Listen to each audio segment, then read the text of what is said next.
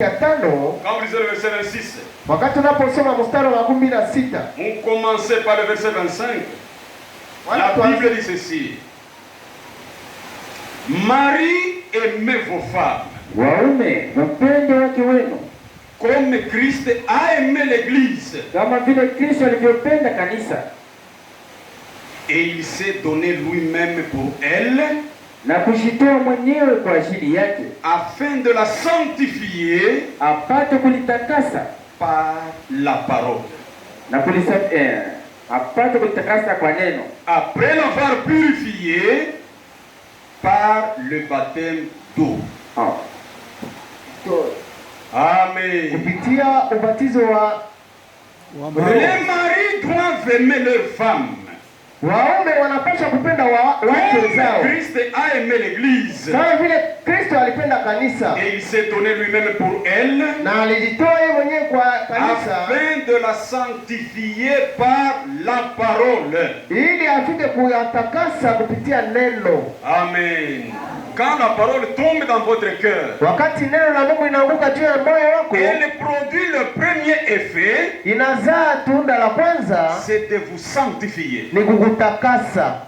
Amen. C'est vrai, mes chers frères. Ni kweli ndugu zangu. C'est pourquoi un véritable croyant kwa maana Mkristo wa kweli doit expérimenter la sanctification. Anapaswa kuishi utakaso. C'est ça. La sanctification est une expérience chrétienne. Utakaso ni mazoezi ya Kikristo. Et il n'y a que la parole de vérité qui sanctifie. Na kuna kwa tu ni neno ya kweli tu ndio yenyewe inatakasa. C'est pourquoi dans notre enseignement kwa maana ndani ya mafundisho yetu et dans notre prédication, na ndani ya mahubiri yetu, nous ne voulons pas mélanger dans la parole de Dieu la pensée de l'homme. Atupende kuchanga mawazo ya mwanadamu. Parce que la pensée de l'homme amène la mort. Kwa sababu mawazo ya mwanadamu inaleta kifo. Ni même l'interprétation humaine ne doit pas être associée à la parole. Wala matafsiri ya kibinadamu haipaswi kuchangana na neno. Pourquoi? Juu ya nini? Parce que le mensonge ne peut pas sanctifier. Juu ya nini? Kwa sababu uongo haiwezi kutakasa. Il n'y a que la vérité qui sanctifie. Kuna kwa tu kweli ndio yenyewe inatakasa.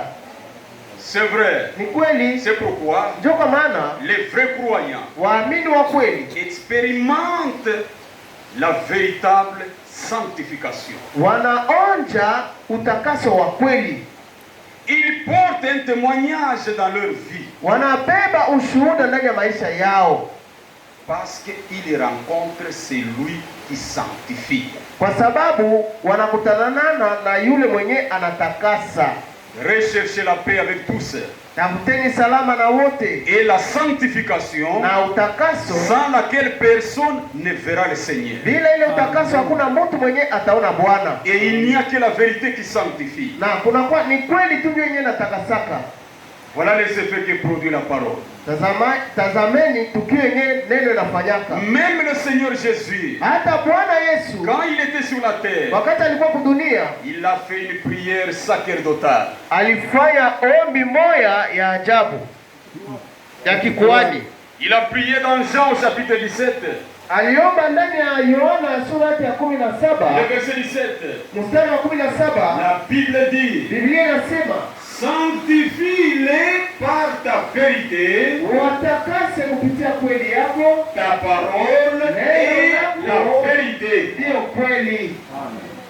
Amen. Frère, quand vous dites amen, ndugu, wakati mnaposema amina, c'est-à-dire ni kusema qu'il en soit ainsi. Amen. Hivi. Amen. C'est vrai. Et nous disons amen. Na tunasema amina lorsque nous entrons à la maison, wakati tunaporudia nyumbani, nous prions pour demander la grâce de Dieu, tunaomba tu tupate neema ya Mungu afin de vivre la prédication que nous avons entendue. ili tuishi mahubiri yenyewe tulisikia. C'est pourquoi ndio kwa maana la parole de Dieu, neno la Mungu, elle produit des effets dans la vie des véritables croyants. Inazaa matunda ndani ya maisha ya Wakristo waamini wa kweli. Elle sanctifie. Inatakasa. La parole de Dieu, neno la Mungu, elle régénère. Inaacha mtu, inamfanya mtu awe upya. C'est bien interprété. La parole de Dieu régénère. Neno la Mungu linaacha mtu akuwe mpya. Inapasha kukufanya we ndugu ukuwe mpya na we dada ukuwe mpya. Amen. Upende ukatane, unapasha kuwa mpya. Sababu neno ambalo uliamini ni neno inafanyaka bantu wanakuwa bapya. Amen.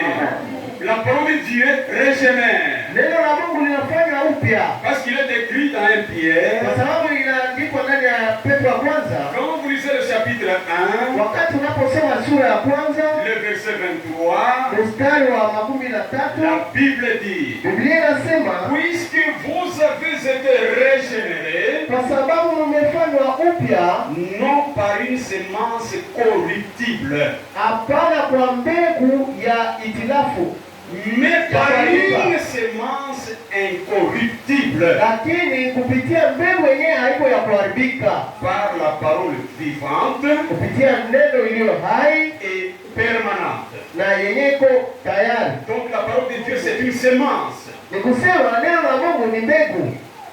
Amen. Oui mes chers frères. Ndiyo ndugu wapendwa, Même dans le naturel, hata mwari ya kimwili un homme mtu engendre un homme. anazalaka mtu, C'est ça.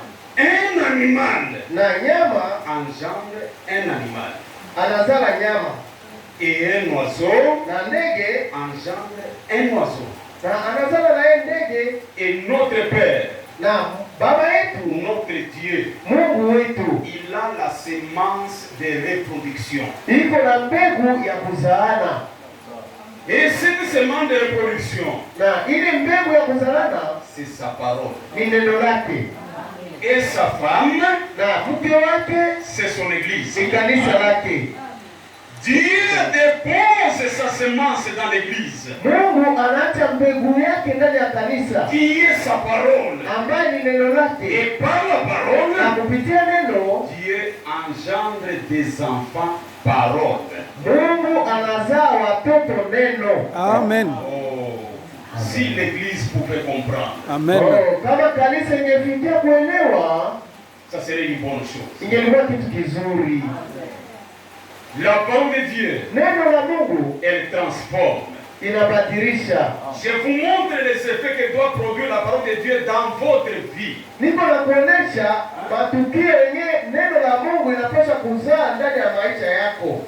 Elle sanctifie, Inatakasa, elle régénère, inafanya upya elle transforme. na Inabadilisha. inabadilisha. Amen. Uliamini bintu gani bila ubadilike? Vraiment. Uko paka ule ule. Vraiment. Tangu walikubatizaka mu 2001. Vraiment. Ouais, na leo 2022. Tu ne changes pas. Haubadirike. Tu es venu très mal. Ulikuyaka vibaya. Tu n'as pas compris ce que tu avais fait. Haukuelewaka kile ulifanyaka. Un homme qui vient au Seigneur, Mtu mwenye anakuwa kwa Bwana, qui rencontre le Sauveur, mwenye anakutana na qui mkombozi, fait l'expérience de la croix, mwenye anafanya mazoezi ya msalaba, obligatoirement il doit changer. kwa kushurutishwa anapaswa kubadilika. Oui, Ndio Jacob a changé. Yakobo alibadilikaka Amen. Quand il a rencontré le Seigneur. wakati alikutana na Bwana, Parce que son nom Jacob kwa sababu ile jina Yakobo signifiait supplanteur. ilikuwa inamaanisha muongo.